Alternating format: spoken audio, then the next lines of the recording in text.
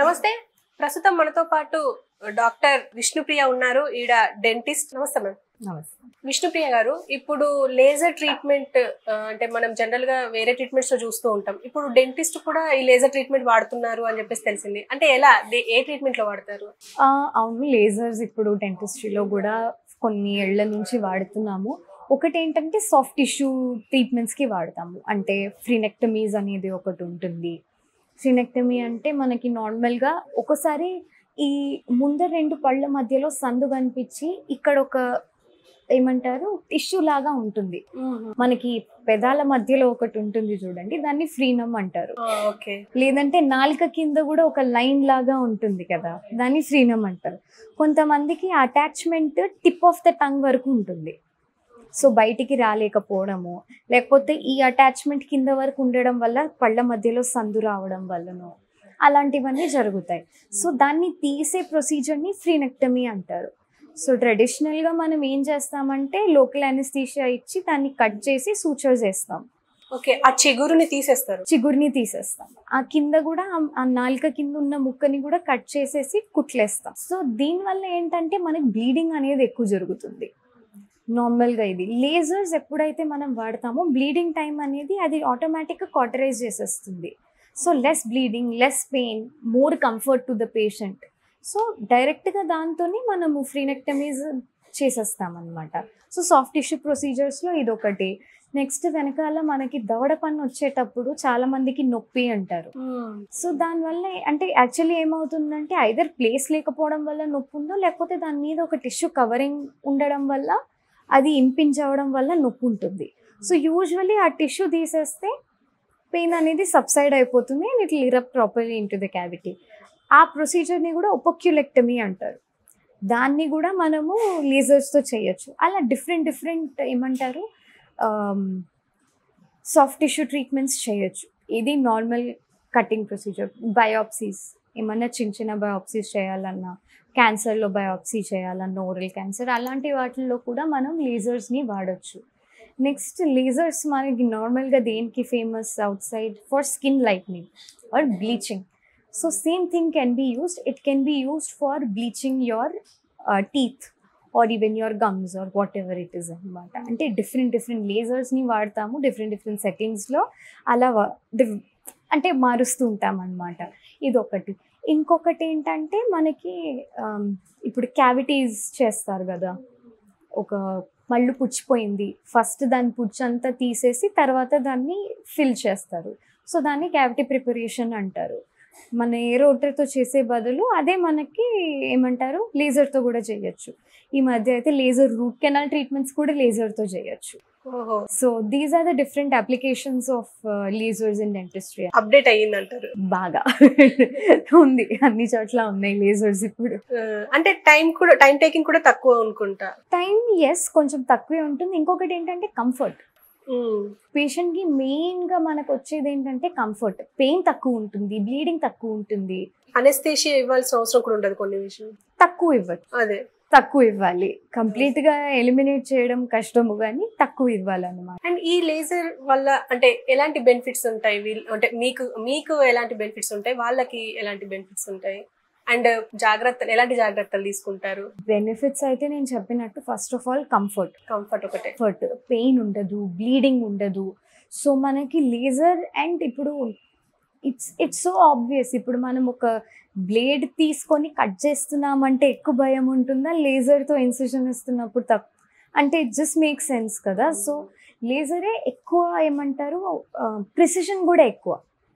ప్రాపర్గా మనం outline margins అనేవి ప్రాపర్గా మనకి ఇన్సిజన్ అనేది వచ్చేస్తుంది. బ్లీడింగ్ తక్కువ ఉండడం వల్ల మనకి విజిబిలిటీ ఉంటుంది. పేషెంట్కి కూడా బ్లీడింగ్ ఇప్పుడు నార్మల్లీ కట్ అవ్వగానే బ్లీడింగ్ అవుతుందంటే పేషెంట్కి కూడా తెలిసిపోతుంది. But in lasers you won't have that. కొంచెం బర్న్ అయ్యే వాసనలాగా వస్తుంది, బట్ టిష్యూ మనం కాటరైజ్ చేస్తున్నాం కాబట్టి అది ఉంటుంది. బట్ అదర్వైజ్ అది మించి అసలు ఏం ఉండదు.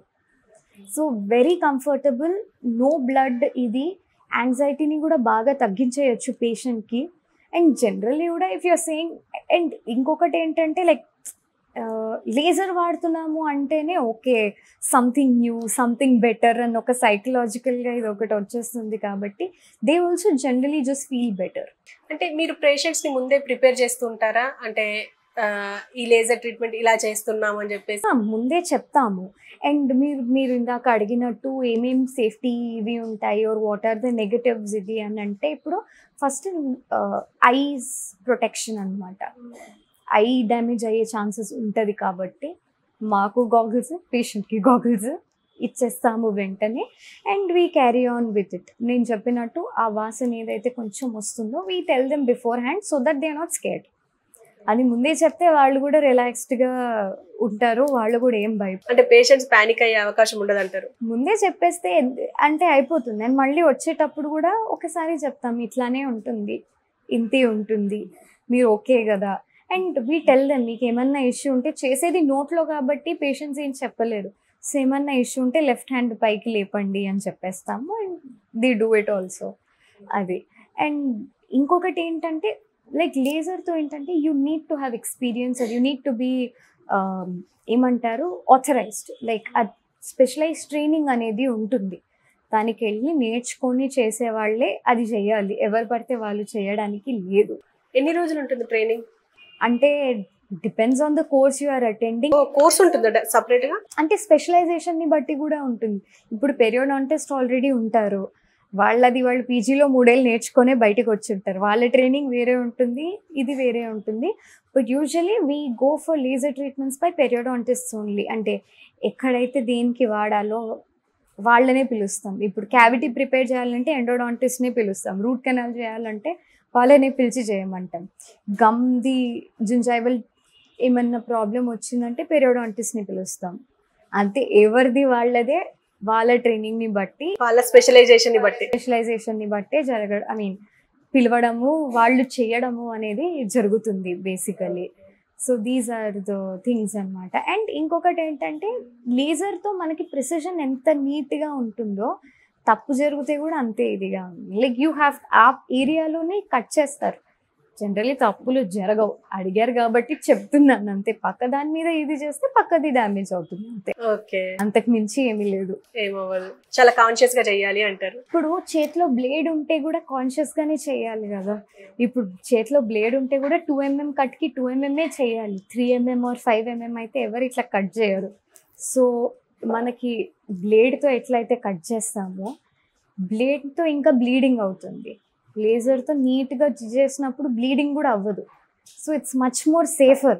But what are the risks ఏమై అని అడిగినందుకు చెప్తున్నాను అంతే. ఓకే, అంటే ఒకవేళ ఇప్పుడు పేషెంట్ లేజర్ ట్రీట్మెంట్ తీసుకున్న తర్వాత ఆ పేషెంట్ ఏం తీసుకోవాలి, జాగ్రత్తలు ఏమైనా ఉంటాయా? అంటే ఇప్పుడు బ్లేడ్తో చేసింది వేరు ఉంటుంది, ఇప్పుడు మీరు లేజర్తో అన్నారు, తీసుకోవాల్సిన జాగ్రత్తలు ఏమైనా ఉంటాయంటారా? ఇంకా చాలా సిమిలర్ ఉంటాయి, పెద్దగా ఏమీ డిఫరెన్స్ అనేది ఉండదు. బట్ హీలింగ్ అనేది లేజర్తో చేసిన దాంతోనే తొందరగా అయిపోతుంది. సో టెక్నికలీ మాట్లాడాలంటే జాగ్రత్తలు తక్కువే తీసుకోవాలి దాంతో కంపేర్ చేస్తే, కుట్లు అవన్నీ ఉండడం వల్ల and what ever. But 1 hour వరకు ఏమి ఉమ్మద్దు, చేయొద్దు, ఏదొచ్చినా మింగేయాలి. 1 hour తర్వాత డ్రింక్ సంథింగ్ వెరీ కోల్డ్. అట్లా కొంచెం స్వెల్లింగ్ అంటే డిపెండింగ్ ఆన్ ద ప్రొసీజర్. ఇప్పుడు జనరల్గా చెప్పడం కొంచెం కష్టము, ఏ ప్రొసీజర్ చేస్తామో దాన్ని బట్టి ఉంటుంది. ఇప్పుడు లేజర్ ఏది అనేది ఇప్పుడు నార్మల్గా చెప్పలేము కదా. అట్లా జనరల్గా అయితే ఉమ్మొద్దు, అవి చేయొద్దు, వాటర్. అంటే if you're cut soft tissue ఇన్సిజన్స్ ఇస్తున్నప్పుడు మాత్రం ఇవే చెప్తామన్నమాట. ఇప్పుడు క్యావిటీకి కూడా ఆల్మోస్ట్ అంతే, 1 hour వరకు అయితే ఏం తీసుకోవద్దు. సో అట్లీస్ట్ ఇదొకటి కామన్ ఉంటుంది. But depending on the procedure that is being done, then మనం తీసుకోవాల్సిన చర్యలు కూడా, జాగ్రత్తలు కూడా డిఫరెంట్ అయిపోతాయి. అండ్ పేషెంట్స్ ఫీడ్బ్యాక్ ఎట్లా ఉంటుంది అంటే ఈ లేజర్ ట్రీట్మెంట్ విషయంలో? నేను ఇప్పటిదాకా చూసిన దాని వల్ల అయితే చాలా మందికి పాజిటివే ఉండింది. సో ఈవెన్ ఇప్పుడు లేజర్ ఏంటంటే it's bit more costlier, equipment కొనడం కూడా కాస్ట్లియరే. సో ట్రెడిషనల్ దానికంటే ఇది ఒక 10,000-15,000 ఎక్కువ ఉన్నా కానీ people are opting for this.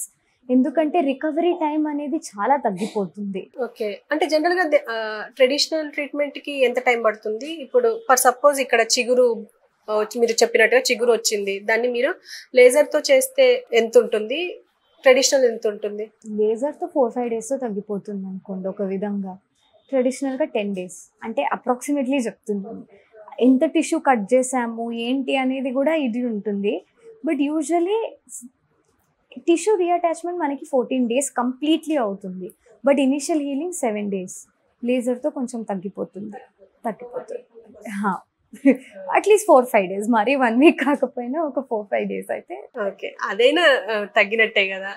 Swelling అనేది పోస్ట్ ఆపరేటివ్ స్వెల్లింగ్ తగ్గుతుంది మనకి బాగానే.